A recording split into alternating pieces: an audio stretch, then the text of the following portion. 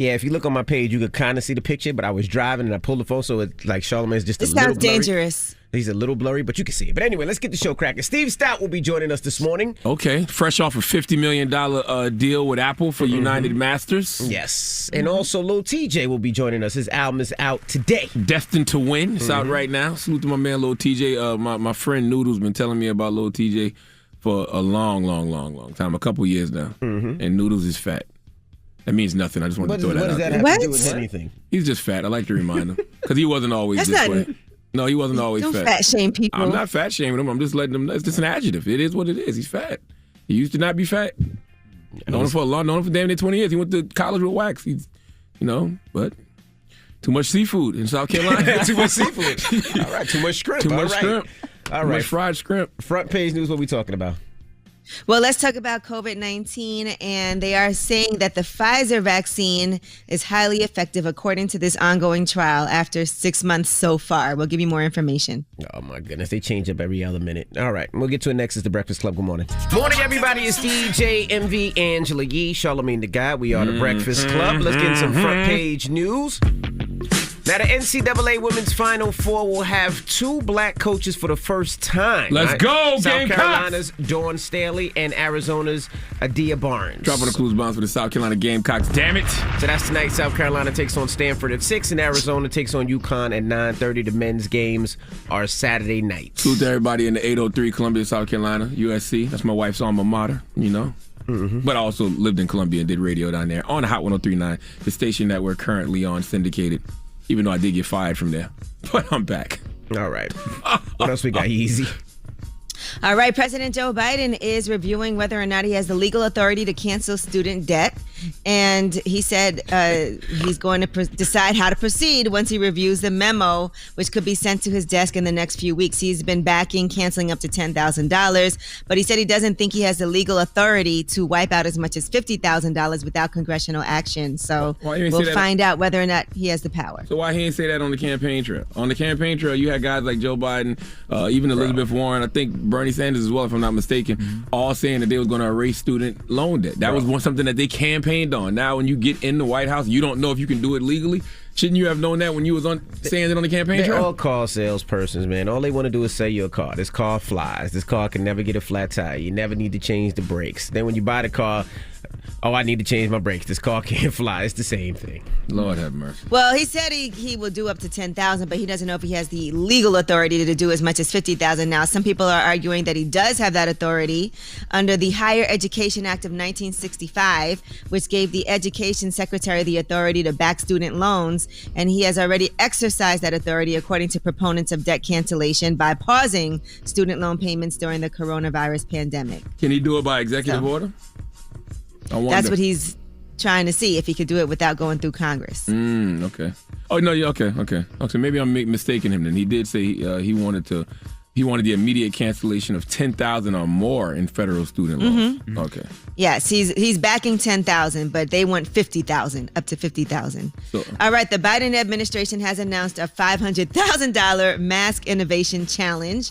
They still want people to wear masks, so right now they're asking inventors to contribute their own designs for effective everyday masks. And what this design challenge will do is pay up to 10 winning ideas. They'll have to split about $100,000, and entries for the phase of this challenge will be accepted until April 21st. Oh, y'all late. Then in the next phase.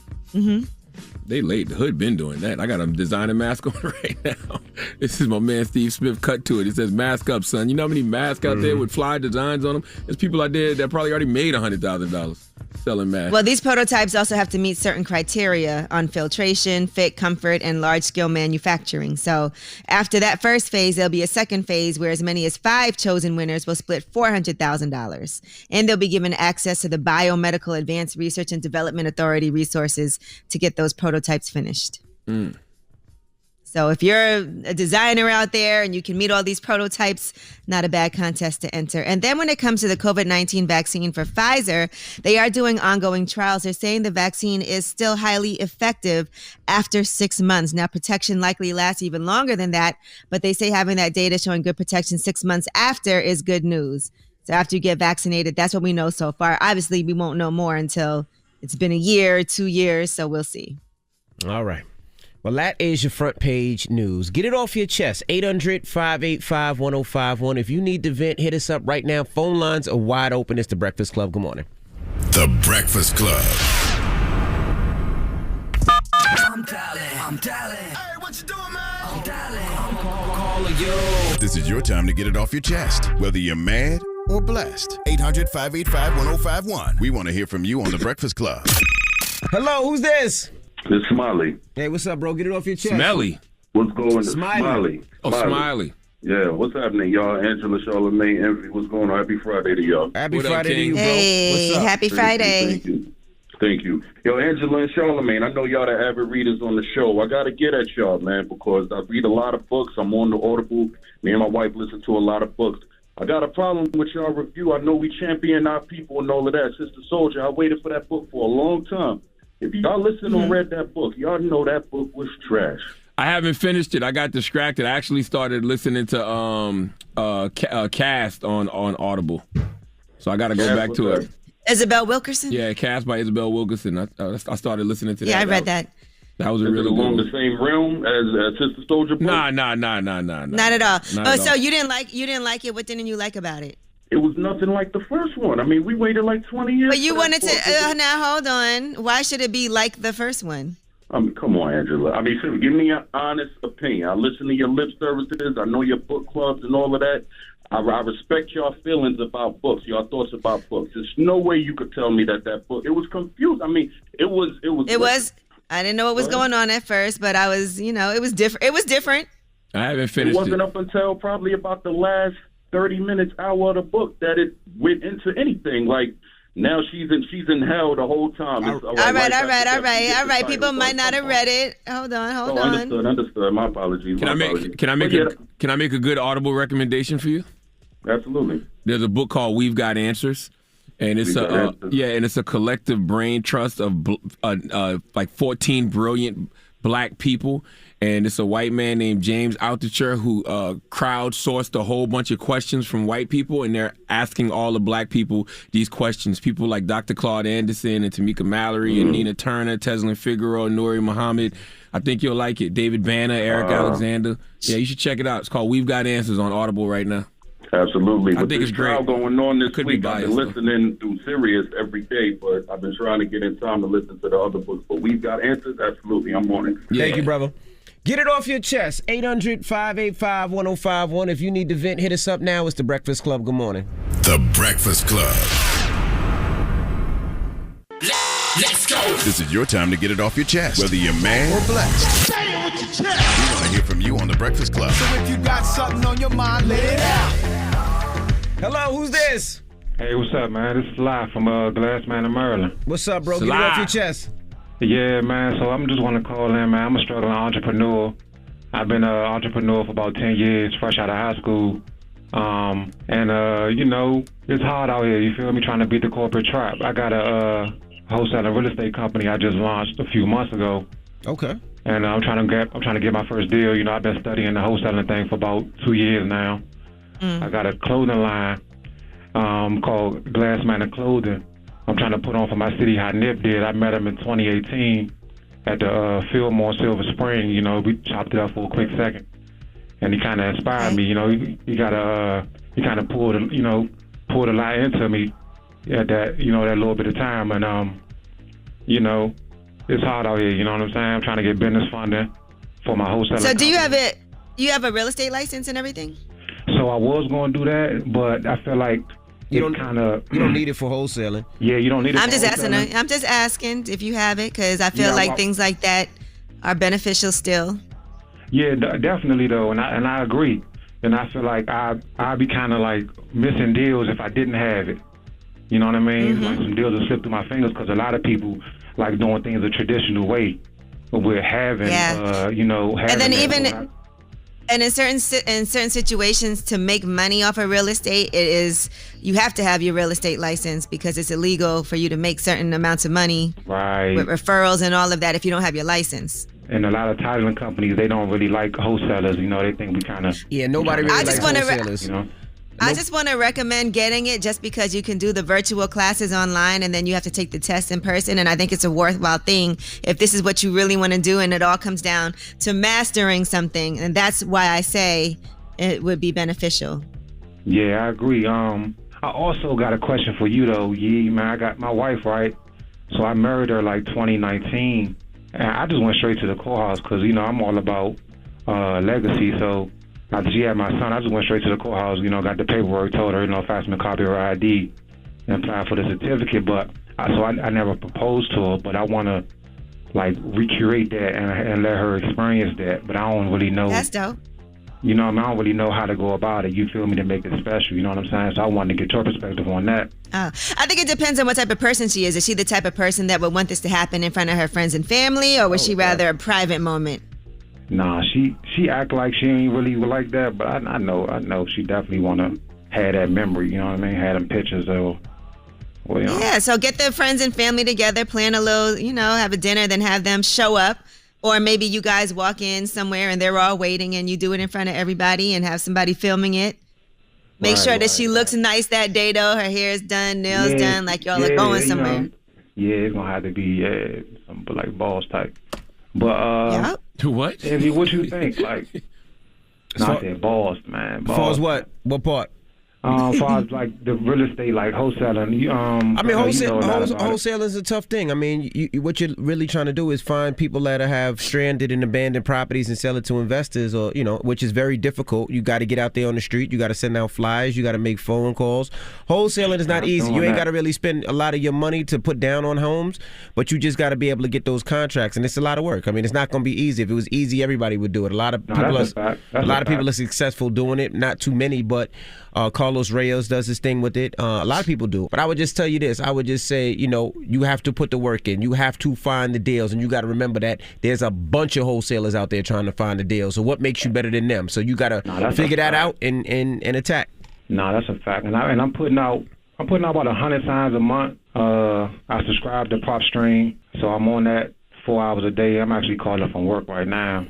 And, I sit at the computer all day and do that. But I appreciate y'all taking my call for sure. Good luck. And if you ever got any great deals, you could always send them my way. So you know my Instagram. Yeah, definitely. I'm going to send them your way for sure. All right, brother. All right. Get it off your chest. 800-585-1051. If you need to vent, you can hit us up. Yeah, you got rumors? Yes, April Fool's Day was yesterday. I gave y'all advance warning not to fall for some of these tricks. And we'll tell you some of the April Fool's Day jokes that went down. All right, we'll get into that next. Keep it locked. It's The Breakfast Club. Good morning. The Breakfast Club. It's about time. What's going on? Rumor Report. This is the Rumor Report. Talk to him. With Angela Yee on The Breakfast Club. Now, on Wednesday, we talked about Michael Strahan closing the gap between his teeth in the Rumor Report. If y'all recall, listen to this. Well, Michael Strahan got rid of his gap, and I mean that gap between his front teeth. But let's not forget, tomorrow is April Fool's Day, so I just want to remind y'all all that because, there's April Fool's Day things happening. You're right. All right, well, guess what? We were right. It was an April Fool's Day joke. Here is Michael Strahan, and he posted this on social media before pulling his face mask down. I appreciate all the love for the gap. And, and I've had it for almost 50 years now. I know it's a shocker to see it gone, but I just want to tell you guys that, I appreciate all that love that you show and be you, live the way you want to live, do what makes you happy because I did, and I am happy that I did it. So I just wanted to say, April Fools. That's great. Because as I was saying the other day, for someone like Michael Strahan, who has taken pride in his gap and gave people with gaps confidence, it's good that he didn't close it. That's his calling card. Because if he did close it, it would make me wonder, was you ever really that secure about it? So I'm glad he didn't close it. Mm-hmm. All right, now DJ Quick, in the meantime, went ahead and did an April Fool's Day joke. He posted on his social media, I'm on my way to the hospital. Someone just shot into my car 7 to 10 times on the freeway. I got hit twice. Pray for me. So a lot of people were praying for him. But then he posted a few hours later, oh yeah, April Fool. A lot of people didn't find that funny. Yeah, I see people mad about that, but I mean, isn't that what an April Fool's joke is? And it's not like he hurt anybody else in the process. He put it on himself. Right. He got to deal with that energy. Here's what he said. April Fool's Day. Now, y'all got to chop that I got y'all. That was a good one. Damn, I ain't pressed myself with that. Yeah, no, just happy April Fool's Day. I wouldn't speak that into existence, but in the era that we in, if you're really trying to get somebody on April Fool's, it has to be extreme, people. It has to be. Yeah, I mean, you can do what you want. I'm not throwing that in. No, I'm not. But if you're trying to do an April Fool's joke on people, it has to be extreme. It has to be something like, he wouldn't lie about that, or she wouldn't lie about that. And then it's like, nope, April Fool's. Yeah, like you can't get pregnant and announce it on April Fool's Day. No one's going to believe you. Nobody will believe Everyone does that joke. All right, Snoop Dogg has joined NBC's The Voice as season 20's mega mentor. He posted, this is not a joke, because, like I said, you couldn't really make any announcements yesterday. But yes, he is joining The Voice. So the current cast of coaches includes John Legend, Kelly Clarkson, Nick Jonas, and Blake Shelton.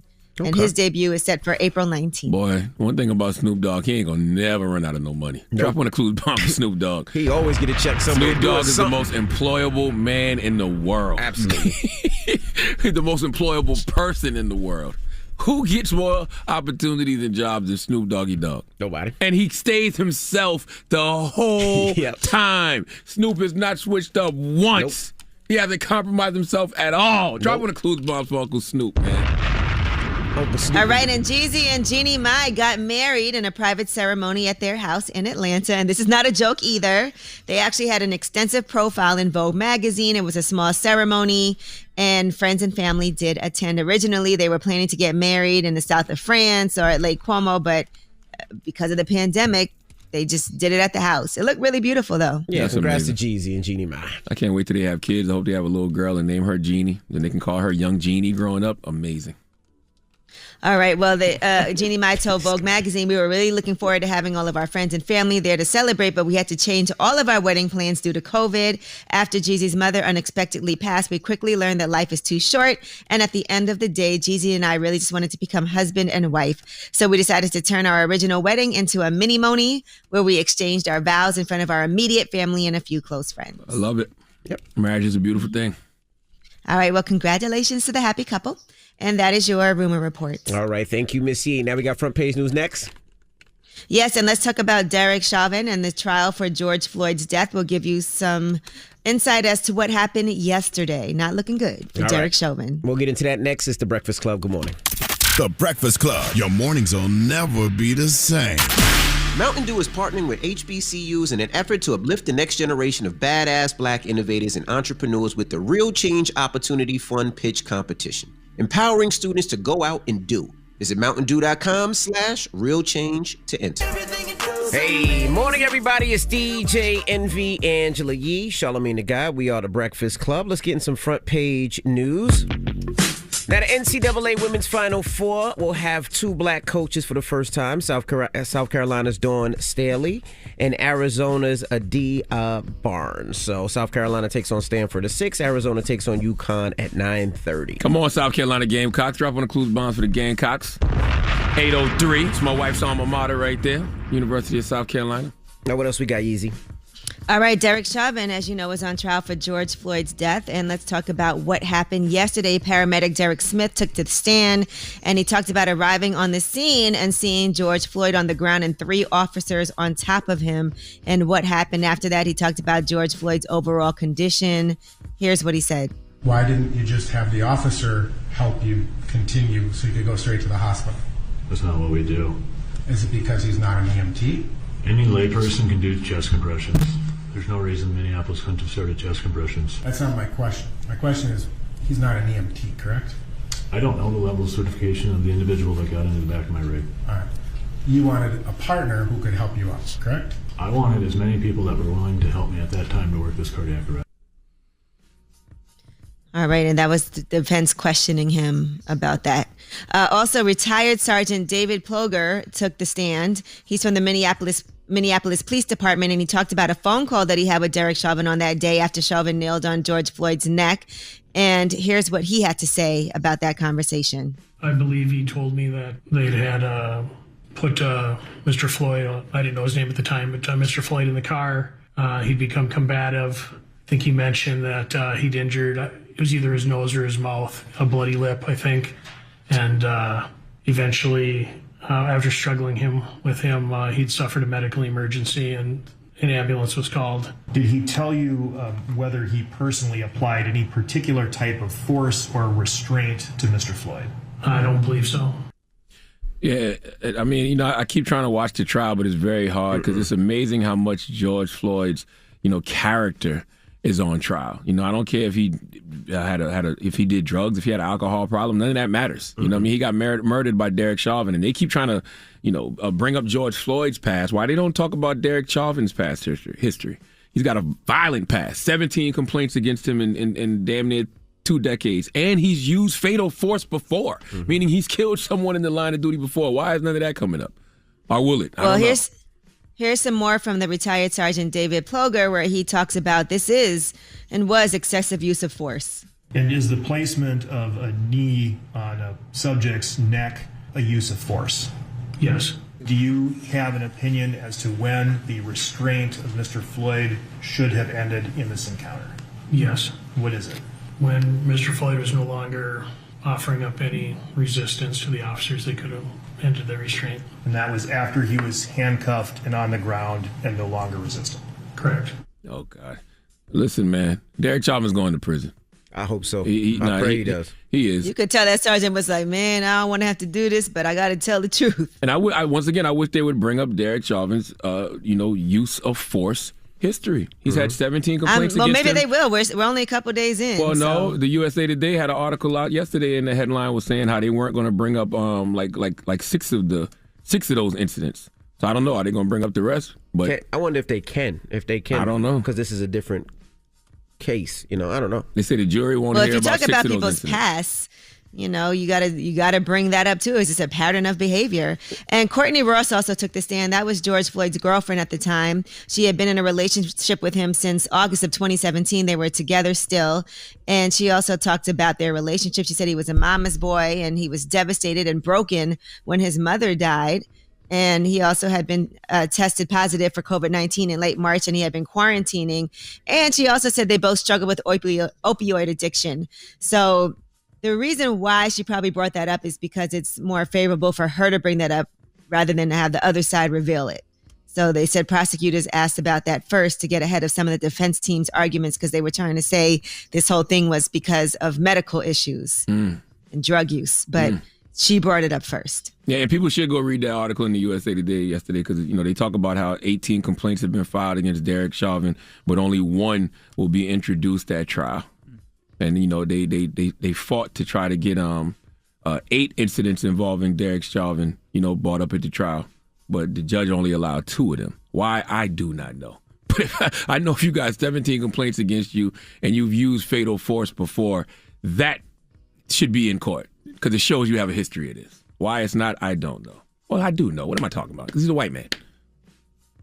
All right. Well, that is your front page news. All right. Thank you, Miss Yee. Now, let's open up the phone lines. 800-585-1051. Now, yesterday, this clip was circulating online. Can we play the clip? So, cheating respectfully to me is cheating where I don't find out, is having control over your other women, is using condoms and not having babies. Like, cheat respectfully, because believe it or not, your man is cheating. But I'm not leaving my man over a one-night stand. I will only leave my man for 3 weeks. 3 things. You bring me home an STD, you have a baby on me, or if you gay. Everything else is work-outable for me. Yeah. First of all, don't be just throwing stuff like that on me, DJ Envy. Okay? You could have a much better segue before we just jumped into that one. No, okay?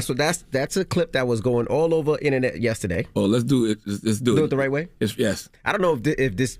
Based on this topic, let's go. Start. Right. It's Friday, so you know what that means. It's stupid Friday. Why are we talking about this? This is a clip that's been going on crazy online. I think it's stupid. So let's open up the phone lines. 800-585-1051. Is there a way to respectfully cheat? No. I'll answer that right now. No. I mean, hell no. No way. I just think that you can't predict. You can say, as long as I don't find out about it, but you can't predict if someone's going to find out if you cheated on them. Usually what's done in the dark comes to the light. Absolutely. So, and that's the thing, right? I've always said that, well, back in the day I used to say, it's not the cheating that gets you in trouble, it's the getting caught.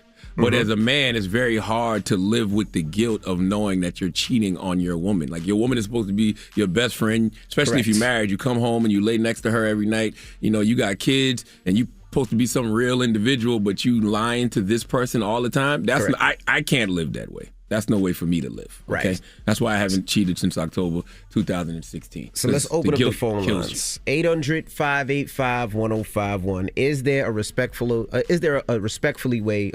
way to cheat, I should say? And all men that call up remain anonymous. You know what I'm saying? To me, there is no way. Once you cheat, you're foul. You're a dirt diggler. It's horrible. I've been that. Charlamagne has been that. Let's not be too hard on ourselves. We are not. some cheating is, but I understand that some cheating can be really crazy. Like when you bring somebody into the house, into the bed that you sleep in with your significant other, that's disgusting. That's something that you're like, I could never forgive that. Who did that? Oh, no, I know Derek Jackson did that. I ain't never did that. No, not at all. But people have done that. All cheating is disrespectful and disgusting.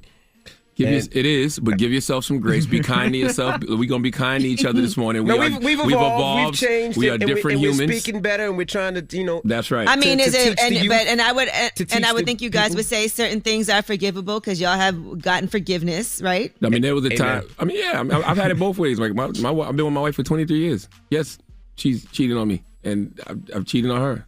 That's happened. But for me, it was all about feeding ego.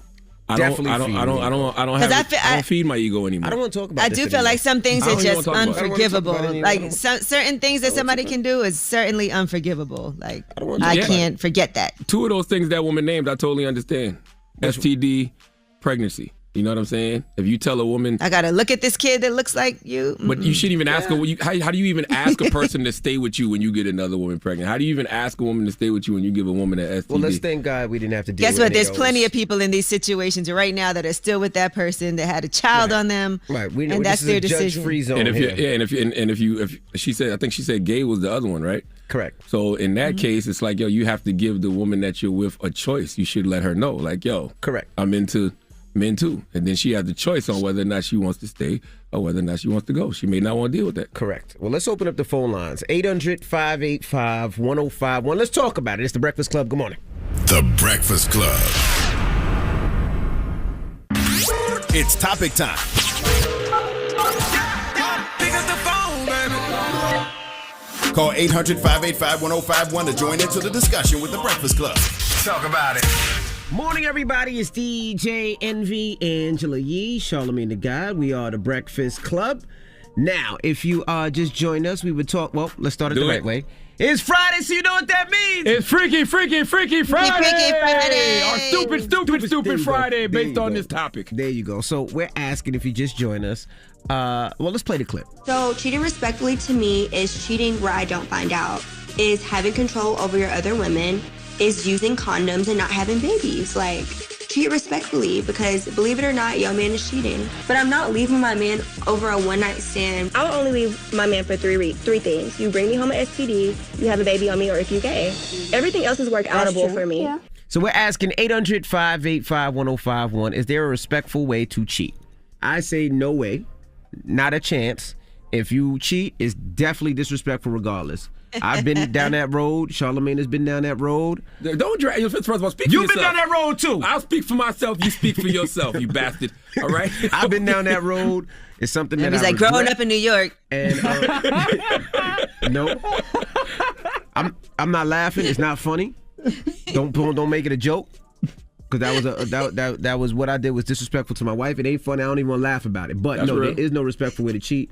All cheating is disrespectful. Don't laugh. I hear you laughing. Yeah, it's not funny. Yeah. Wait, what are you getting so mad for? Because it's not funny.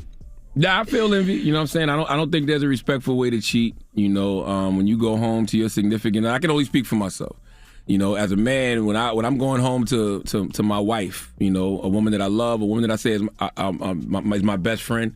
And, I'm a person who thrives on authenticity and being honest.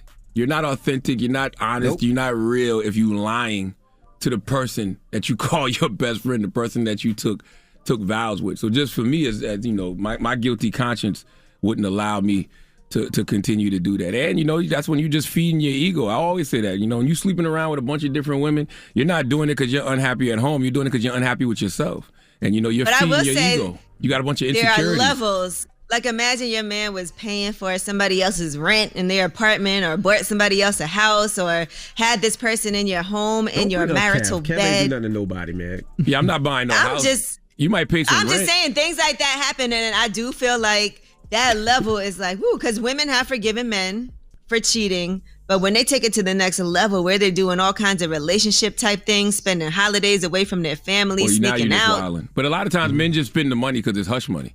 You know what I'm saying? I'm paying. But you they to spend keep- the time too. They not just spending the money. Like they spending time. No, but imagine they got a key to No. somebody else's house. Well, Yo, nah, you B. getting You mail just there. wildin'. Yeah, when Then you I do- gotta yeah. drive by, go to the mailbox and see your address is on the mail Yo, together. if you're not gonna say Calvin Hunter's name, you're not gonna Just say say his name. Stop Say his bringing name, up damn it. his incidents. Well, let's go to the phone line.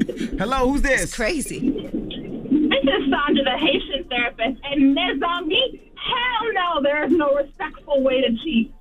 Calm down, Sandra. Right, We didn't make this up. what happened? We just hit a little too close to home for you? No, Sandra, we're agreeing with you. You ain't gotta No. yell at us like that. No. And you know what's funny? Isn't it way easier for women to cheat? They act like men can't help themselves. Right. A lot of women cheat too. Yeah, absolutely. Yeah. I think Yeah, men but don't it's not- anticipate. Men are more likely to dismiss it, like, nah, she wouldn't do that, and women are more likely to investigate. I feel like. Yeah, and it's more acceptable for men to cheat, like Megan. Some self was saying that. Who is he's gonna Megan? cheat for- Who's Meg? Oh, the lady. Megan is the one that said it on the clip. Okay, thank you, Sandra. Megan. But Sandra, do you think there's levels of disrespect though, even though it's all disrespectful? No, I don't think that at all. Oh, y'all hung up on her. And Yeah, it's I hung up on the cheating. Like that, even that whole statement is what you call, what is that? An oxymoron, right? There's a respectful way to cheat. There's no respectful. There's no way. respectful way to cheat. There might be a respectful way for, y'all to have an open relationship. You know what I'm saying? Something like that, but not to Yes, if cheat. y'all But then both that's not honest. cheating. That's not Yeah. cheating because you're honest. Hey, Breakfast Club. Who's this? Where'd you come from? What's your name, bro? My name is Lamin. Where'd you come from? King Lemon. It's Jasmine and Delany Monroe. Okay. Both of y'all have disrespectfully cheated on each other. Yeah, both of y'all disrespectfully cheated. No. No, we haven't. This is my girlfriend of going on 3 years now. You've never cheated on her? No, I have never cheated on her, and that's the God honest truth. What about you? What about you, young lady? Have you ever cheated on him? I've never cheated on him, never gave his kitty cat away. I've been loyal to this man since day one. I love it. Thank you. I love you. Y'all would be disrespectful if you admitted it on the air right now. Well, say each other's names just in case. Yes, I have. If y'all lying, somebody will call y'all out. So say each other's names right fast. My name is Jasmine. You can follow me on Instagram on Melanie Monroe. Damn, give your social security number out while you at it too. Listen, do y'all believe there's a respectful way to cheat? Wait, hold on. My name is Lamin. You can follow me on Instagram, King Lemon. You ain't say your last name. Exactly. Cheating. I know that cheating laugh. That aha. When a man goes, ah, boy, you a wild boy, man. You a wild boy. Nah, listen though. Like there is a right way to cheat, but you'll end up feeling like a scumbag in the end, and it's a lot of work. What's the right way to cheat, sir? Tell me, old wise one. What's the right way to cheat?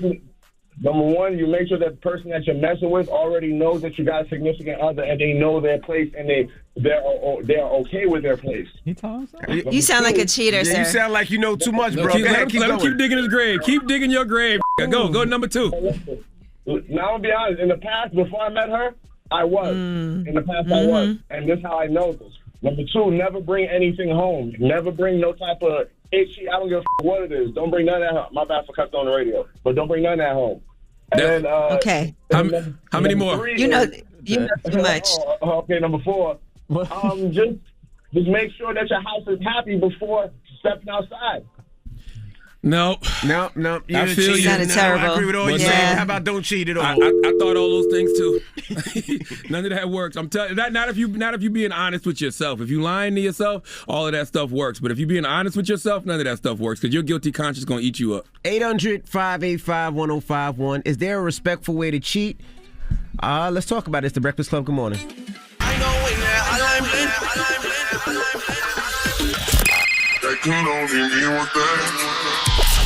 Call me. And your opinion to the Breakfast Club topic. Come on. 800-585-1051. Morning, everybody. It's DJ Envy, Angela Yee, Charlamagne the Guy. We are the Breakfast Club. It's Friday, so you know what that means. It's Freaky Friday. Our stupid Friday. Based on this topic. That's right. And it came from a clip that was circulating online yesterday. Let's play the clip. So cheating respectfully to me is cheating where I don't find out, is having control over your other women, is using condoms and not having babies. Like, treat respectfully because believe it or not, your man is cheating. But I'm not leaving my man over a one-night stand. I will only leave my man for three things. You bring me home an STD, you have a baby on me, or if you gay. Everything else is work outable for me. Yeah, so we're asking, is there a respectful way to cheat? Let's go to the phone lines. Hello, who's this? This is B. White. What's up, bro? We're asking, is there a respectful way to cheat? It's a respectful way for everything. Of course it is. Why wouldn't it be? Okay, what's the respectful way? Yes, please inform us. None of her friends, no family members. Use some protection, and what's it's a respectful way to do everything. I disagree. But Okay, so you're okay if your woman cheats on you. If she does, so if a woman does that respectfully, you can be okay with it. It's also a double standard for everything too. Oh Lord! It's a double standard for if a woman have a baby, it's mommy's baby, daddy's baby. It's a respectful way to do it. No, I don't think so. I think there is no respectful way to cheat. The act of cheating in itself is disrespectful. You disrespecting your wife. You used to mess with my cousin. What's her name? Tasha in South Carolina. Tasha. Natasha. Why you don't know? I don't remember. Okay, whatever. Okay, put it like that. My bad. That's my bad for saying that. But there is a respectful way to do everything. Now, wait a minute. First of all, put a timestamp on this. How long ago was this when I allegedly was messing with this woman? 2018. 11 years ago. 11 years ago, he said he's free for 8. Hey, man, I'm not going to deny or confirm. I don't remember. I was a wild boy. That laugh. Yo, what up? Charlamagne. All right. What up? No, what up me? I don't know Natasha. I don't know no damn Natasha. I don't know no. Hey, bro, thank you for calling. Niggas can speak in code through laughs, boy. You're a wild boy. Oh, boy. Hello, who's this? Hey, this is Bree. Hey, Bree. Good morning. Morning. Why you sound so upset? Are there respectful ways to cheat? Why is that laugh? She did the laugh. Yeah, no, I mean, like, y'all were talking about, if someone's gay, you have to think about still being with them. But I've been with several dudes who are like, it's okay if you cheat as long as it's with another girl. So that's your mentality. That's how you feel. I mean, I think that if you have a relationship with someone and you set up boundaries, then you should be able to sleep with whoever you want, personally. But I'm just saying other dudes are normally very chill if you want to hook up with another girl. True, but that's not cheating, though. You know what I'm saying? Like, if you and your man have an understanding, and you know what I'm saying, he knows that you're going to hook up with girls, every now and again, that's not cheating. Because you're not lying to each other. Yeah, cheating is like the betrayal of the trust. Yeah, the lying, the sneaking around, you know what I mean? Like, y'all not cheating. Y'all got an understanding. Do you ever let them watch? Wow. Hey, time out. That was the woman code. Women. You ever let them watch? That's between me and him. True indeed. There you go. May God bless you on this fine Easter Sunday weekend. My goodness. That's a yes. Good morning. Bye. All right, thank you. So what's the moral of the story? The moral of the story is, personally, this is just Leonard McKelvey, Charlamagne the God speaking. There is no respectful way to cheat. The act of cheating itself is disrespectful. You're disrespecting your wife. I You're concur. disrespecting your family. You're disrespecting yourself. I used to cheat to feed my ego. Now I feed my soul. I don't cheat. Black men don't cheat. Amen. You have anything to say? I mean, listen, you can't respectfully cheat thinking that respectfully cheating is that you don't get caught, because you cannot predict that. You will get caught at some point. So chillax. And that's from the podcast Watch All Black. Watch All BLK is their Instagram, all right? Shout out to those ladies. Now, we got rumors on the way? Yes, and let's talk about JT, Little Uzi, and Young Miami, and Southside. It's turned into a mess here. All right, we'll get into that next. It's The Breakfast Club. Good morning. Morning, everybody. It's DJ MV Angela Yee, Charlamagne the God. We are The Breakfast Club. Let's get to the rumors. Let's talk Southside. It's time. She's spilling the tea. This is The Rumor Report with Angela Yee on The Breakfast Club.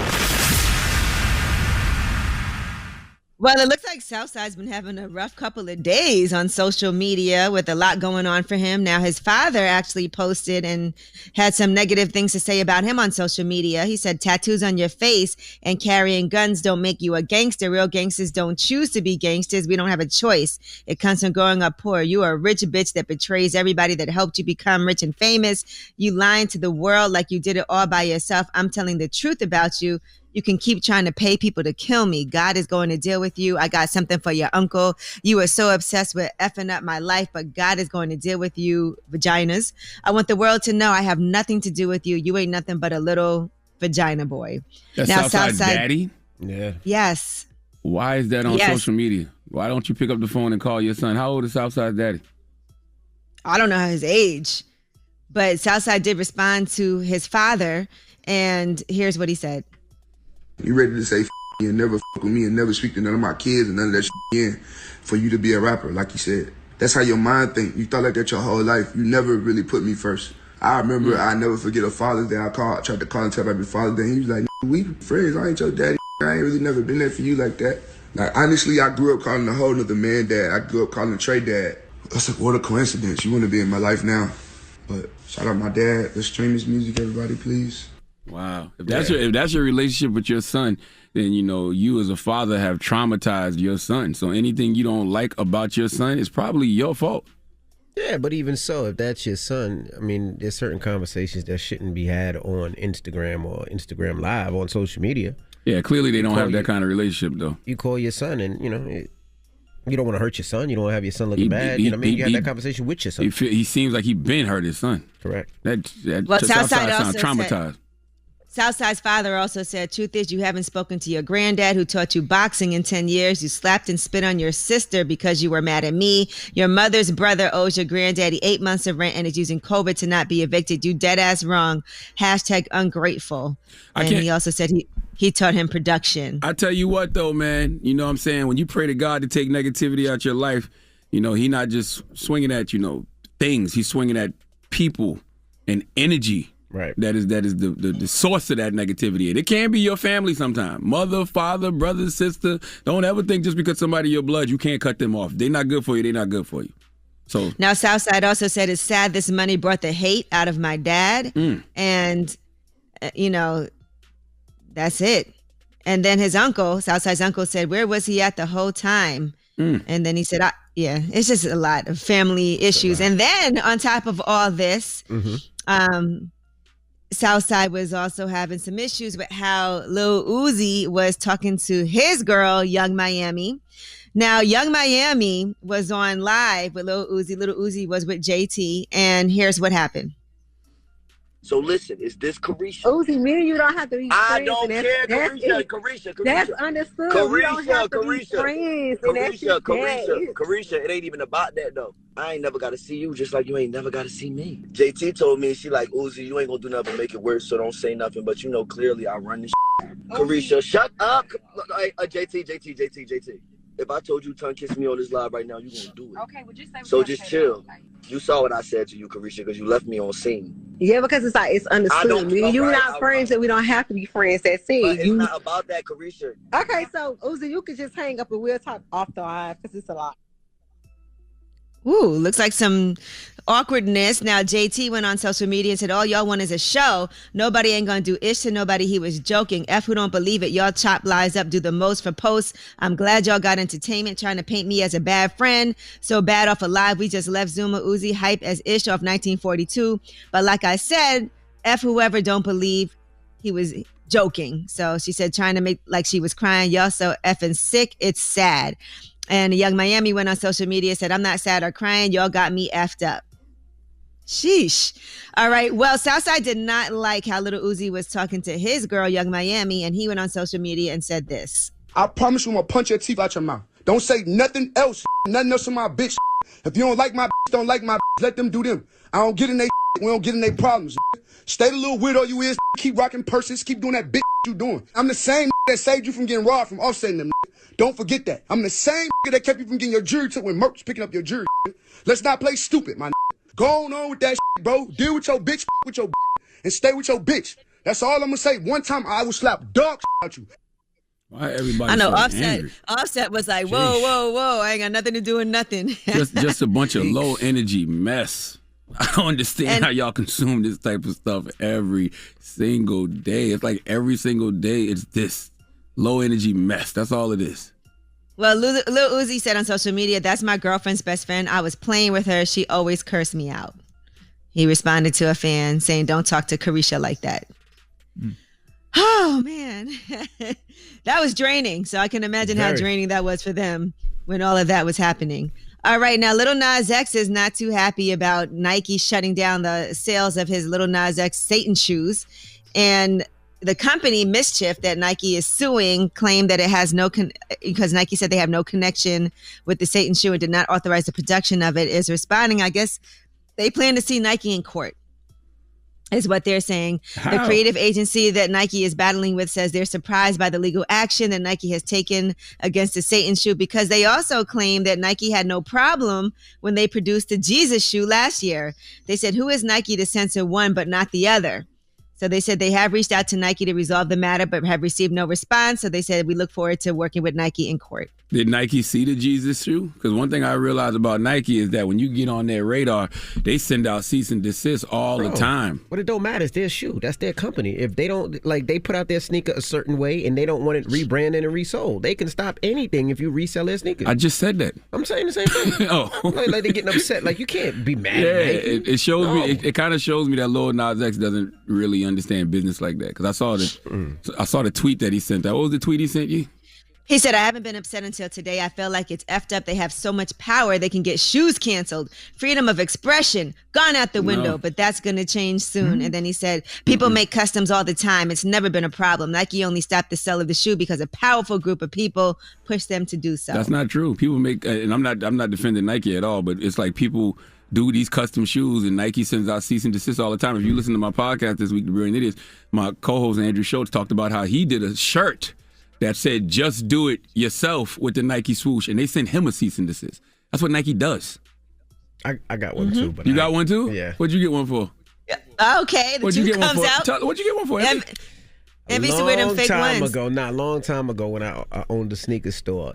So when you order sneakers, when you buy sneakers from a sneaker store, if you own a store, I'll tell you fastly, you have to buy the good sneakers and they also throw you the trash sneakers that you have to buy. Right. You just can't You got to get get like a package. Right. Yeah. So I had a trash of all these old sneakers, all these sneakers that I would either give away, or what I came up with this concept is I would tell everybody, if you come to the club, when I was DJing, when I was promoting, you come to the club, I give you a free pair of sneakers because they were, sneakers. But the way I posted the sneakers, it was a strip club. So I posted the sneakers on the strippers' butts and said, hey, first 100 dudes get free sneakers. Nike definitely sent me a cease and desist on that one. Yeah, listen, Nike sends out cease and desist all the time. Definitely. Nike don't play that. This isn't about Nike trying to cancel free speech or free expression. This is about them protecting their brand. I thought it was a dope promo. It's a good idea. Right? Come to the club, you get a free pair of sneakers. I was like, that's dope. If you get on their radar, And put the sneakers on the women's butts. And let's be clear, well, Jesus don't make as much noise as Satan. That's just the truth. Jesus don't even headline his own birthday. When is birthday? Christmas, right? Yes. Seriously, Jesus is Santa Claus. It's the Grinch. Jesus is a Capricorn. It's about 4 or 5. Frosty the Snowman, Rudolph the Red-Nosed Reindeer. All of them get top billing over Jesus on his own birthday. Yeah. So Jesus, they probably ain't even see the Jesus sneaker last year. Probably not. Well, get ready for Drake and Nike's Nocta capsule that's dropping next month, by the way. So if y'all ready for this, I don't know if y'all got any of the gear from last time. A lot of people were really feeling it, so get ready for that. That one's official. All right, and that is your rumor report. All right, thank you, Miss Yee. Charlamagne, who you giving that donkey to? Jason Edward Rickles needs to come to the front of the congregation. We like to have a word with him. All right, we'll get into that next. It's The Breakfast Club. Good morning. The Breakfast Club. Your mornings will never be the same. Angela here, and the General Insurance has been helping people save money for nearly 60 years. They offer the quality coverage you deserve at prices you can afford. Make the right call and go with the General. Call 800-GENERAL or visit thegeneral.com. Some restrictions apply. This don't be a donkey, because right now you want some real donkey. It's time for Donkey of the Day. So if you ever feel I need to be a donkey, man, hit me with the heat. Did she get donkey today? Please tell me. Absolutely. I have become donkey of the day. The Breakfast Club, bitches. You're a donkey. Ramos, let me hold your phone charger. You got a phone charger? No, I don't. Oh. Taylor, bring me a phone charger if you got one, please. Donkey of the Day for Friday, April 2nd goes to Jason Edward Rickles. Now, Jason Edward Rickles is a fire chief in Alabama. Salute to everyone who listens to the Breakfast Club in Alabama. We on like 10 stations in Alabama. Drop on the clues bombs for Alabama. Thank you, Dan. Dan, let me hold his phone charger. So salute to that great state.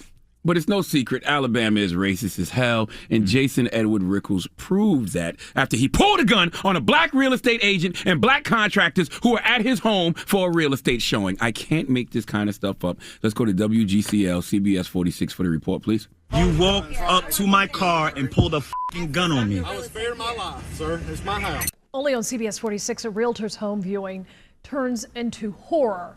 A major mix-up ending with the homeowner in handcuffs. That homeowner also happens to be a fire chief in Alabama. And tonight he is charged with pulling a gun on the realtor and her photographer and breaking their equipment. A very uncomfortable situation for the realtor and her photographer, who says that she identified herself multiple times, had a legitimate reason to be at the homeowner's house, but says, according to them, that the homeowner only saw the color of their skin. Jason Rickles is the fire chief of Tarrant, Alabama, and is selling his home in Roswell. Police say they had an approved viewing of the house and were set to take some photos before Regina's client arrived. Regina says Fire Chief Rickles turned up as they got in their cars. Police say he blocked them from leaving, got out of his car and pulled out a gun. Rickles told police he believed the group were scam artists. He says he thought Dwayne's camera was a gun, so he snatched it and smashed it. The fire chief was arrested for aggravated assault with a deadly weapon, among other charges.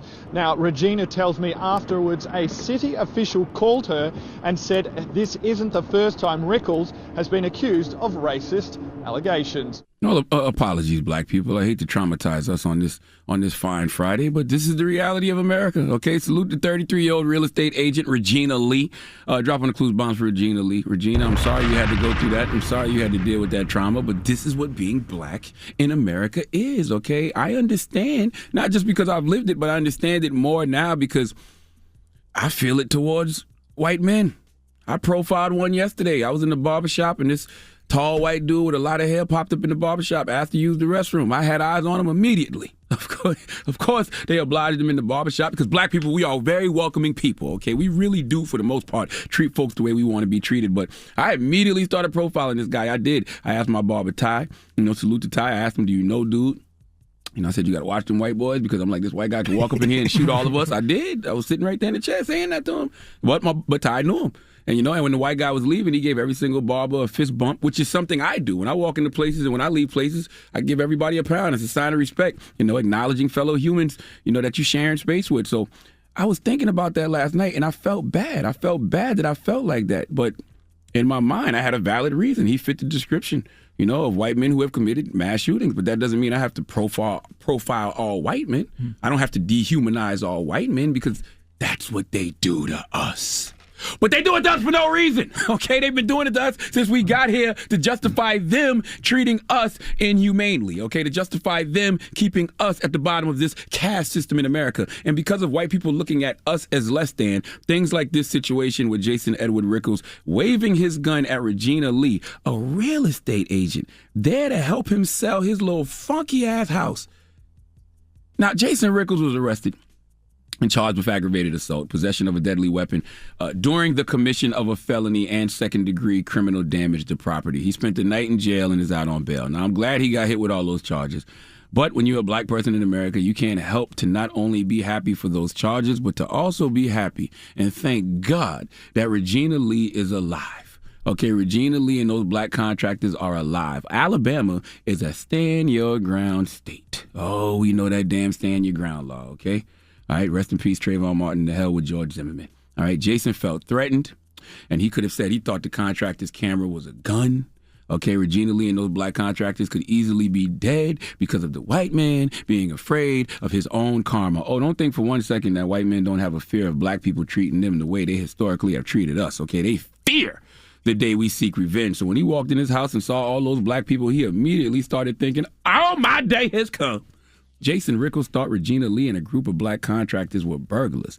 And what if one of those black contractors, or Regina, had a pistol and shot Jason? Do you think Alabama stand-your-ground law would have applied to them? I think not. Okay, that's also the thing about being black. We know there are rules, but they don't apply to us. Why would they?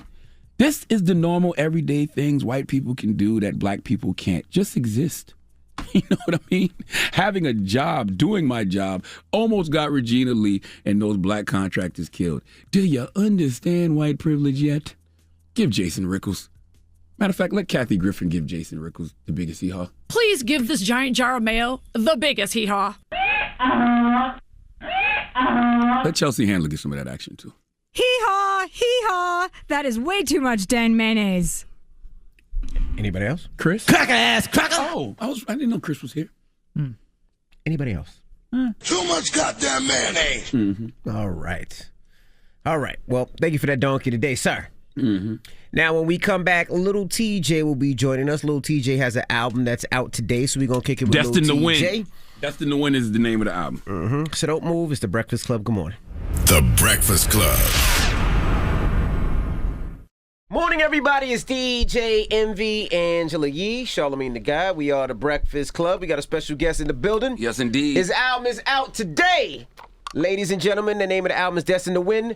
Lil TJ, what's up, brother? What's going on? How's everything, man? I'm chilling. You look like you getting some money, man. Skin glowing, all the jewelry on. A little something. I didn't even mean to wear this other watch right now, but You don't mean to wear another watch. got caught up with it just now. You fell asleep like that or something? Nah. So let's, for people that don't know who Lil TJ is, let's break it down who Little TJ is, where you from, how you got into the industry, and all that other good stuff.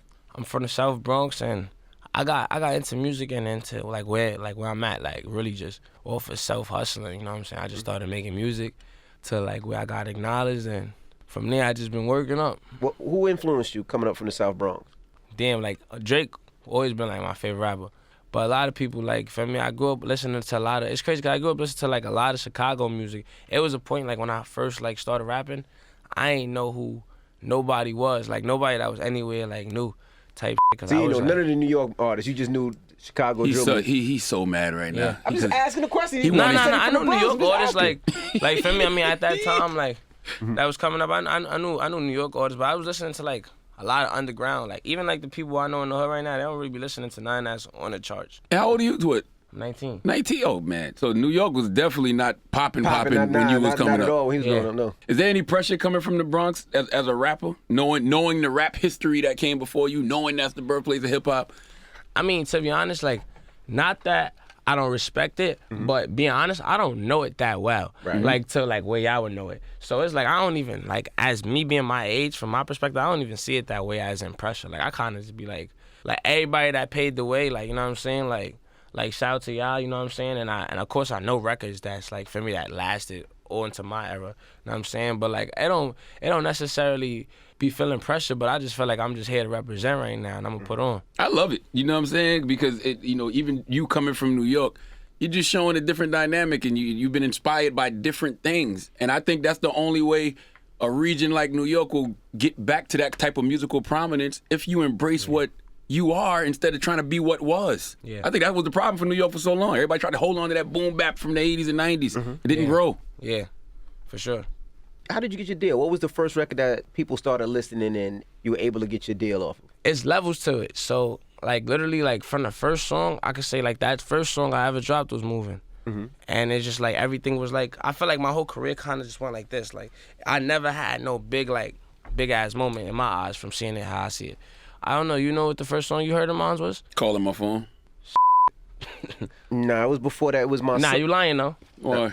I mean, not you lying, but you probably don't know, but you definitely had to hear other. Yeah, probably. You know what, though? But I know one of you, well, he says he's in your circle. I don't know if it's true. Noodles? Noodles. Okay. Yeah, Noodles been talking bro. about you for years. That's my man. Noodles went to school in South Carolina, so I've been knowing Noodles for Noodles ever. downstairs. He's upstairs. Oh, He's word? downstairs, yeah, he's downstairs. Eating, probably. Yeah, He's still fat as hell. He ain't losing money. He ain't losing fat, weight during funny. the pandemic. No way. Noodles downstairs. Okay, so now he been talking about you forever. So he might have played me some joints, but the record I remember was Calling My Phone. Yeah. When you got your deal, why did you decide to sign with a label and not stay independent? Because at the time when New York was really, well, they still on you, but when it still was on you so heavy, you could have did anywhere you wanted to go. Yeah, I was broke as and I had my music on YouTube. I was so I ain't go to my mom for advice. I was just so I'ma figure this shit out. I was f the world at this point. I was just I came home from being locked up. I was emotional. I felt I wasn't treated right throughout my time. I felt for me, I got locked up for something I really ain't do. But this is What you get locked up for? What they charge you with? I got locked up for a robbery. That's what I got sentenced on. The one I got locked up for was the one I you didn't do. But the other ones that's you what did, come with it. It's 100% what come with it. Right. So I had to deal with it. You know what I'm saying? But it was just a lot going through my head. So I was yo, the world type time. You know what I'm saying? I ain't really call a lot when I was locked up. You know what I'm saying? This is at a young age. So I was when I already knew when I came home, it was tunnel vision. Like, I could have swore to anybody I was gonna make it here. How long were you in jail for? I mean, I got locked up a couple times, like different times, like from 3 months to 5, 7 to a year. What changed you? What was the thing that changed you that you said, you know what, I can't do this no more? Was it your mama crying? Was it music taking off? Was it somebody in the hood you seen pass? It was music. That was the starter kit of me just like not giving a fuck about other shit. You know what I'm saying? It was just like, all right. Cause to be honest, like the only reason why I was doing the stupid shit I was doing was cause it was fucked up and no guidance and nothing to even look forward to in life. I ain't had nothing to live for. Now I remember the first time I heard it. First time I heard it, it was I think a report that Yee reported. In the rumor report, it was something with a girl that you flew out and then wouldn't fly her back or something like that. Yeah. That was a little shorty. She was too. It's a little long So you story. flew her in and then you was like, you got to get home on your own. I mean real. Like we just had a little miscommunication. She flew in to see me, seen some girls on my phone, got mad, overreacted. That'll happen. You know, try to call them people on me for no reason. The police? Yeah, and. Damn. I was just like, you know what I'm saying? I was just like so left field for me, you know where I'm from? You're not even calling the police. You don't even want nobody to speak about that after, so that's not what you're gonna do. So I'm just like in disbelief, you know what I'm saying? And it was a whole little internet moment. Me today, you'll never see that from me ever again. Whatever the situation is, we're gonna try to, maneuver it another way that is not even, I don't want no negative. I'm trying to go positive, you know what I'm saying? I'm trying to just, that was a waste of my time, you know what I'm saying? There was just a lot going on at that moment. All right, when we come back, we got more with Little TJ. Let's get into his joint with Pop Smoke. It's called Mood Swings. It's the Breakfast Club. Good morning. That was Mood Swings, Pop Smoke, Little TJ. Morning, everybody. It's DJ Envy, Angela Yee, Charlamagne the Guy. We are the Breakfast Club. We're still kicking it with Little TJ. Do you enjoy the fame and everything? I mean, because, you want it, but you still want to enjoy your life. You know what I mean? Yeah, you got to be careful, but you still want to be able to spend money and drive cars and go to the mall and do those things. Are you happy with that? Because you can't do all that now. I could, to a certain extent. I'm not just like riding around the Bronx in a drop top, but please don't. Nah, I'm not. Yeah. But I'm saying like I still live my life. You know what I'm saying? Because you can't just live out of fear. You know what I'm saying? You got to move smart and just think things through. You know what I'm saying? So that's how I try to do. But I don't like necessarily like hide myself from the world. You know, it's interesting about destiny, right? Like I feel like destiny is not a matter of chance; it's a matter of choice. Yeah. So you got to make good choices. Yeah. You make good choices, 9 times out of 10, good things happen. Yeah. You know what I mean? So I hope you don't feel the need to keep it real and just, as you said, not gonna drive around the Bronx in a drop top just because. Nah, I'm not. There's no reason to that. That's creepy. It's corny. Nah, no. I think like the reason why I don't really like glorifying it is because people just embrace it in the wrong way, you know what I'm saying? Like, the streets is what it is. When you in it, you live in that way, you know what I'm saying? But then it's not something that you should want to be striving for, living in, or go deeper in. You know what I'm saying? If you don't have to, especially if it's something more positive, another way, because it's just so much easier for your life. And how I think about it is like, you really live one time. So what do you really want to do with your life? You know who really knows that? People who actually been in the streets. Yeah. You know what I'm saying? People who actually really was in the streets, did dirt, felt 100%. the consequences of it. I see it right now. All the like the tough ones now, you know what I'm saying? Like these is kids I used to bully that never feel me, but they the ones bugging out right now. What do you demand about the people around you? Do you demand that they are on the same you on? Like, we ain't doing that hood street knucklehead. Yeah. Like when my friends were like, it's certain things, it's certain like I wouldn't tell you like it's no picture perfect game. It's just we know what we doing and what we not doing. Like for example, with me saying like, oh, I'm trying to be positive, I'm not gonna let nobody come in my face, disrespect me. Probably gonna get swung on. Some going, for me, we not doing that. You know what I'm saying? But as long as respecting, it's like if you don't gotta do something, you know what I'm saying? If something don't gotta escalate, it's not nothing, you know what I'm saying? If somebody, if I'm on the street, like I'm saying, like let's say if like, New York, little TJ shook more, like, little stupid people, right? Yeah. Like that shit'll never get me. You know what I'm saying? So if you blatantly, you know what I'm saying, doing unnecessary, then we might up it on you real quick. Like, why do y'all generation like to invite people to their genitals so much? My daddy used to say, if a man tell you suck his be ready to die or kill. Honestly speaking, you know what I'm saying? I'm a little Bronx, little ignorant kid. When I was 14, all that other stuff, that was regular on the block. You see the cops, anybody, yo, suck mine, your friend, yo, suck mine. That was just regular. That was like, but that was younger days. Once I went to jail, And I came home. I remember my first day of school back. My PO said I gotta go back to school. And I went to school and I'm in the hallway and I hear everybody, yo, suck my. I was like really lost. I was like, yo, damn, this is 360 from yesterday. I had to go to school the next day. I was like, damn, this is crazy, because you don't hear that in jail. You would never yell that in jail. No, you're not even gonna say the last word. You're gonna get your wired. And by the way, that's an invite in jail. Yeah, like you wildin'. Nah, I know juveniles. I don't know about. I ain't never been no like long term. Feel me? Is lifing, but and like at least in the juvenile jails and stuff I was at, they ain't even on that. Because they would lead to a fight immediately. Nah, right? I'm saying like you said inviting. It's not like like for me, they're not really like embracing no gay in juvenile jails. You know how is juvenile jail for kids that's listening to this right now and think they tough and think they the toughest thing out there? Break down what juvenile jail is and why they don't want to go. It's like, you feel me? It's annoying. And the thing is, to be all the way honest with you, I don't know if you would know it, because like your mind is probably somewhere else, but to like somebody like I used to be, or somebody listening, a lot of times they be wanting to experiment this. So the worse you make it sound is like, I want to go. Because in reality, that's how I used to think. Like I got sentenced to a year at like 14 or 15 years old. I was smiling.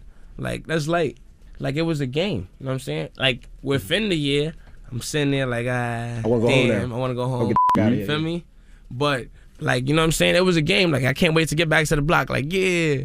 But the thing is, it gets tougher, because now you keep playing, it's gonna be more time. You know what I'm saying? And it's not cool. You don't want to wake up. You don't want to wake up in the morning at a certain time. Gotta go eat food. If you miss it, you don't eat till later. Like you starving.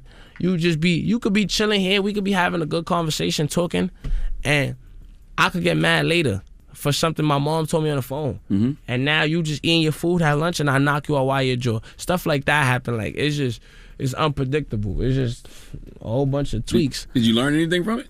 I definitely learned stuff. I mean, like, it shows you, me going to jail matured me.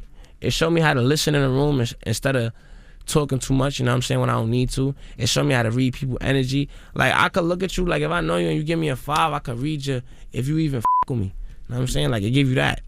Because you always on point about You seem like you got a good head on your shoulders, man. Absolutely. So appreciate it. Just keep it growing, man. Stay positive. And everything you saying, absolutely do it, and you're going to be all right. Appreciate it. And I'll say, stay on the same path, man. Your peoples called me a long time ago and said that you were interested in real estate, and I love to hear artists coming up, because I wish I got into it when I was your age. Because if I did, I would own half of New Jersey. But the fact that you into it now, stay with it, because when this ends, you're going to have that for the rest of your life. Right. Your kids will have it, your kids will have it, and stay with it, brother. And you're only 19? I'm only 19. Good money. I do want to ask you one question. As a creative, when you do music, when you put it out, do you have expectations, or you just put it out and just see what happens? I mean, no. Let me tell you something. My expectations, like if I like stood strong on my expectations, I'll be a failure. Cause if like you was to like honestly speak to me, I'd have told you 100%. I'd have been where I'm at right now for my first album. Like I was that confident about it. You know what I'm saying? So it's a platinum album, and then like I had a conversation with my manager the other day, and I'm like, yo, bro, that should have been big. He's like, bro, it's a platinum album. Like, you a new artist. And I'm like, I get what you're saying. But, like, in my head, I just be, like, you feel me? I just want to see what that top like, you know? And you should listen to that, please, if you get the chance. I'm true to myself, my first album, I'm proud of it. I wrote it when I was, like, 17, 18. And yeah, like, you feel me? So expectation-wise, like now, just me knowing what I do, like, averagely, you know what I'm saying? I got, like, a standard, like, yo, I want this, you know what I'm saying? But the goal is always, like, 100 times bigger. Now I understand why there's so many songs on the new album. You trying to prove something. Yeah. There's 21 records. Yeah. And no, but I got so many. Bro, this is a new phone. I got so many. Look at my phone. I don't even really care about, this is not even the newest shit. For me. You can't say you don't care about money. That's what you about to say? Or you just don't care because you got all that jewelry you got on, look, 2 watches. Hey, can I tell you another thing too? Is this really, like, to be all honest with you, I just keep it just to show it's like it's coming, you know what I'm saying? Motivate people, because I know, like, when I was there, I wanted this. I wanted all this, you feel me? So I already know how I gotta live, like, who I am, up to who I am, you know what I'm saying? And just show it's just up, like, that's how I'm feeling. But deeper than that, me as a person, I really don't give a about none of this shit. You know what I'm saying? So give me a watch. You got It's two my, of them. I'm tired. It's my, you feel me? It's my luck when I come in, you know what I'm saying? But give me the diamond tester. Let me check it. Let me see what's up. Nah, they real. Yeah. I can tell it. You scared of the diamond tester? Never. Oh, okay. Let's get on right now. What you want to hear, man? Play that what you want to do. Okay. All right, well, here it is. What you want to do, Lil TJ. We appreciate you for joining us. It's the Breakfast Club. Good morning. Listen up. This just in. All the gossip. The Rumor Report. Gossip. With Angela Yee. It's the Rumor Report. The Breakfast Club.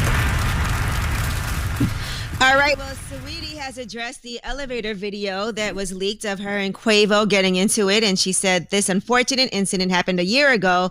While we have reconciled since then and moved past this particular disagreement, there were simply too many other hurdles to overcome in our relationship, and we have both since moved on. Quavo also addressed that video footage. He said, I haven't physically abused Saweetie and have real gratitude for what we did share overall. He said, we had an unfortunate situation almost a year ago that we both learned and moved on from. I saw something yesterday. Aren't they both getting investigated or something like that?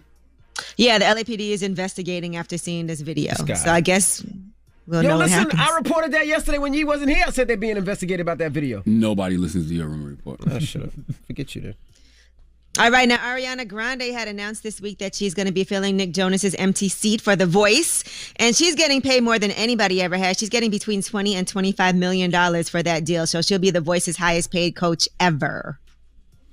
Before that, I remember they were talking about how much Kelly Clarkson got. She got about $15 million when she joined The Voice, but Ariana is really topping it out at $20 to $25 million. That's huge. And that's big money.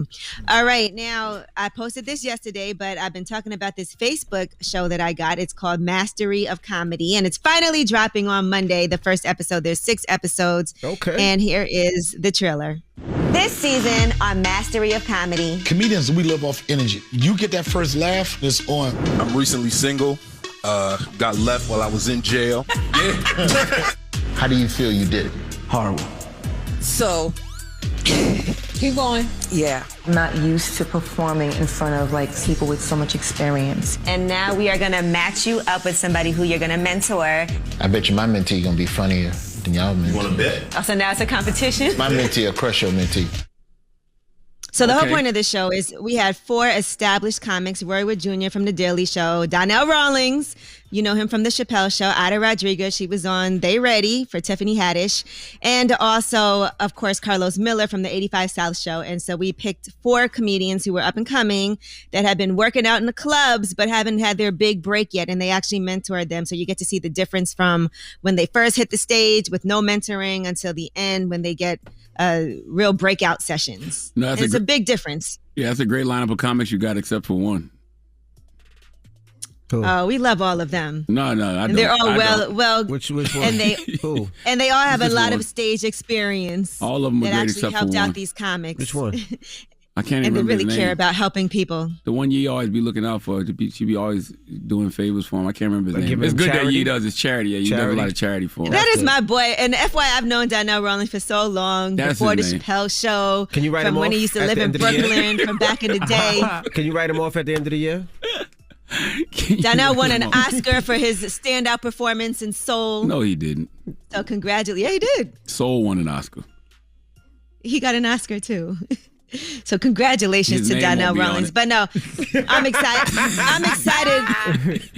I'm excited for the show, though, because it does give really good advice for anybody who's ever thought about stand-up comedy, from just the physical things that you can do on stage to be a better comic that you might not even think about, to actually delivering jokes and how you can turn one joke into 10 different jokes. So you'll get to see it all go down. And if it's something you thought about doing, is helpful. Yeah, it's definitely a science in comedy. Like, people think, just because you're naturally funny, you can get up on that stage. No way, Jose.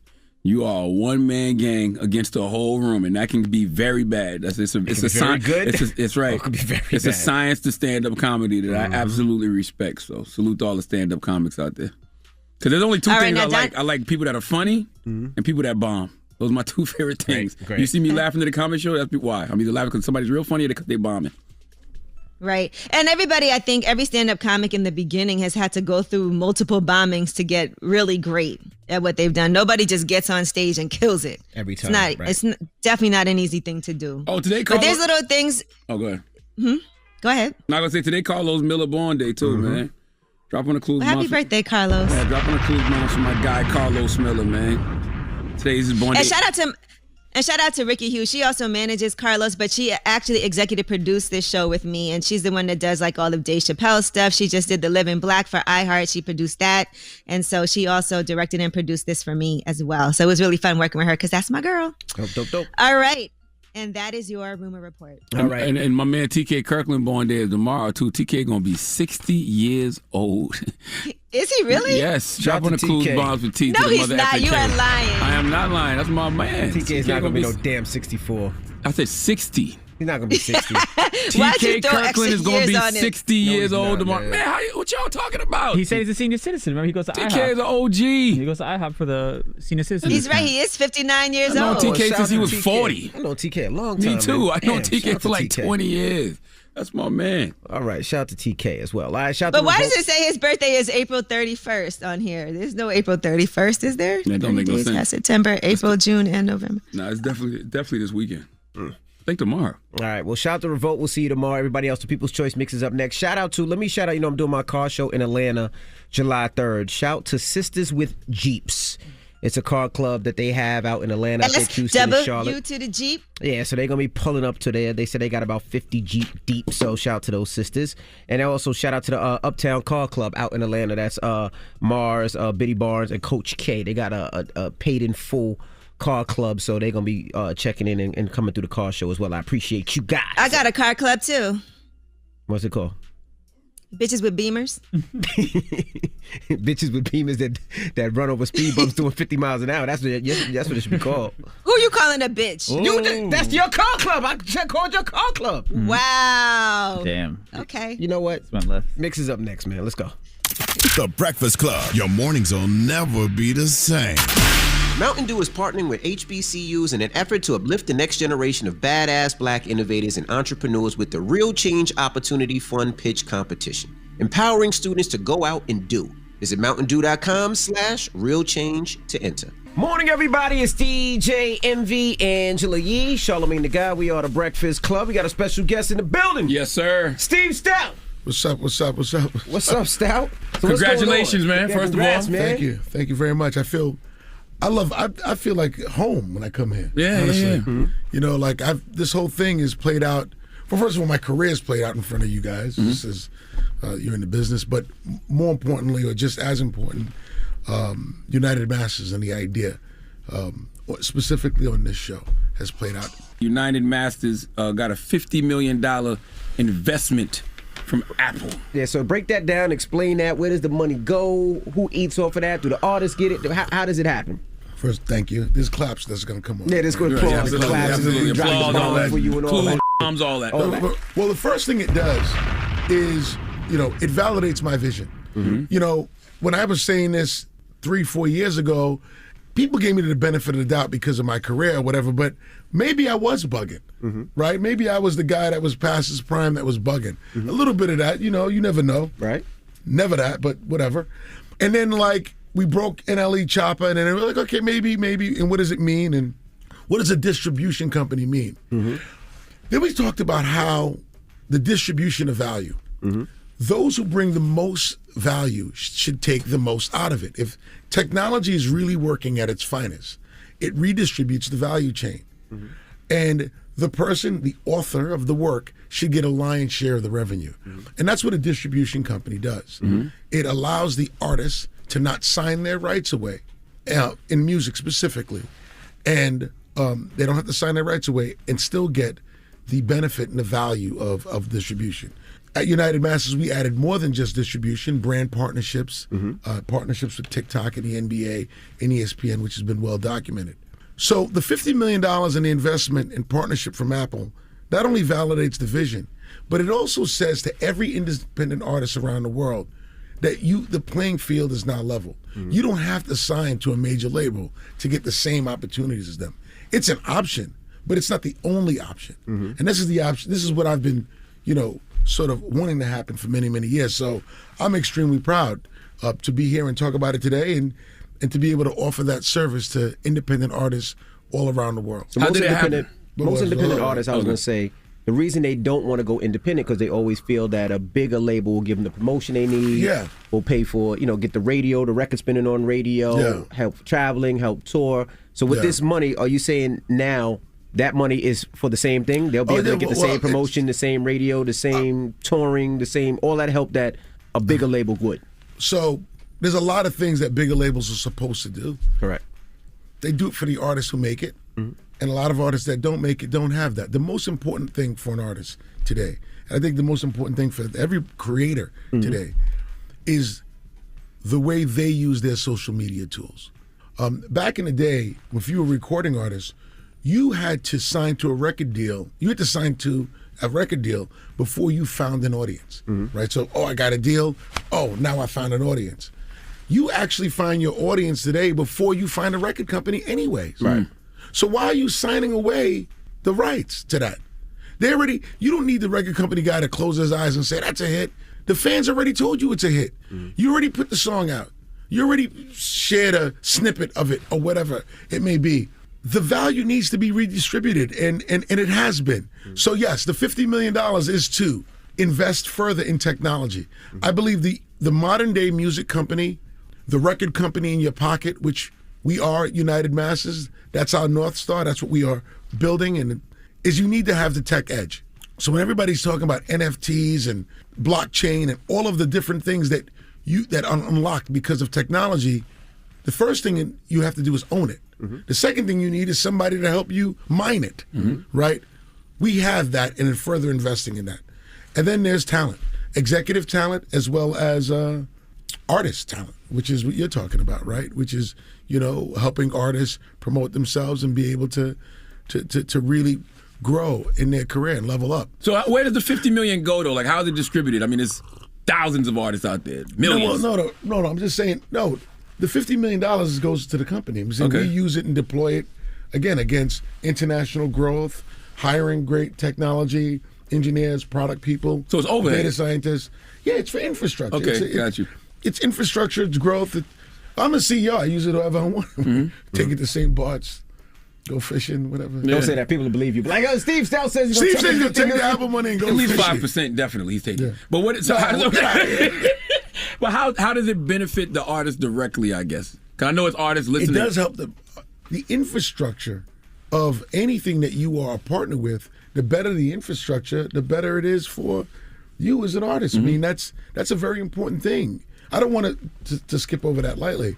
I think every artist is walking around today and they all got a manager. And the manager was something that came out the modern day record business because, you were going to do tours and when they started to commercialize music in the 50s, you needed a manager. An artist, you're going to go to all that stuff. I think today an artist could have a manager. I think that's still of value. But I think an artist needs a chief technology officer. If you don't have a technology person in your camp, how are you going to take advantage of all of this stuff? Because your manager read about it? That ain't enough. Like, you need a plug-in. You need to really figure out how you're going to get this thing done. And, as you guys, for example, have tremendously grown in your career and gotten other businesses, you realize the power of having infrastructure. You just can't say, oh, my man's going to do it. How would you get all these companies off if your man was doing it? You need infrastructure. Absolutely. Correct. And that's what this is all about. Artists need the tech infrastructure in order to get all this stuff done. Because that's where everything is going. Is to, if you're the owner and you're the proven owner, the authenticated owner, how do you take advantage of all of the different higher margin values that technology is unlocking? And you could sit there and be like, I don't care about that as long as my shit's streaming. But if you really want to get that bread, you'll actually start to understand all that stuff. So what's next for United Masters? More growth, global growth, more opportunities for independent artists. Just dominate this space. I just think that we are in pole position to do what we need to do to make independent artists feel like they can be the same as far as stardom is concerned and opportunities as an artist that's signed to a major label. And as long as I'm running it, I'm going to make sure that remains the case. I'm always happy to come up on the show and talk about it because I'm a kid from Queens, 5 colleges in 2 years, didn't graduate, and I put it all together, and now could sit here and say at 50 years old that I have a partnership with Apple. Wow. I don't want anybody to feel like there's something about that they can't do.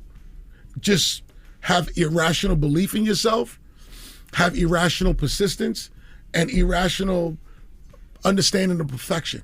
Mm-hmm. You need those three things. Just this irrational belief that no one can tell you that you can't do something. This irrational belief that you're going to persevere no matter what.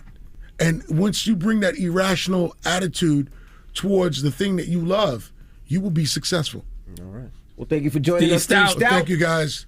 Thank you for having me. All right, Steve, we appreciate you for joining us. And yeah, it's time to get up out of here. Again, don't forget my car show July 3rd in Atlanta. Tickets are almost sold out. You know, we just can't open it up, for the public like we usually do because of COVID and the pandemic. So there is a cap. So definitely get your tickets if you want to see what your favorite celebrities drive. There's paid in full era. There's a Jeep section. There's so many different cars, man. So exclusive cars, exotic cars. So it's going to be very, very dope. So definitely get your tickets. I think it will probably sell out by the end of this weekend. So get your tickets if you haven't gotten them already. Right, I'll be there selling my pressed juices. You'll be there with your pressed juices. Now, Charlamagne. That was just me putting it out there. No, you good. Your juices is good money over here. Charlamagne, you got a positive note? Well, yes, I do. I want to thank everybody that's downloaded We've Got Answers, that's listening to We've Got Answers on Audible. Make sure you check that out this weekend. It's my first Audible original project that I dropped on Wednesday. You know what I mean? So, if you want something to listen to this weekend, check it out on Audible. We've Got Answers. And I want to say, too, man, happy born day to comedian Miss Pat. Today is comedian Miss Pat's born day, and it's my man Carlos Miller's born day. We saluted Carlos earlier. My man TK Kirkland, is his born day is tomorrow. So, some of my favorite comedians' born days are days apart. So, happy born day, comedian Miss Pat. But the positive note is simply this, and this came from my homie Anita Kopax. Anita Kopax has a book coming out on my Black Privilege imprint this summer, August 3rd, called Shallow Waters, and she posted this morning. She said, prioritize your mental health over people-pleasing.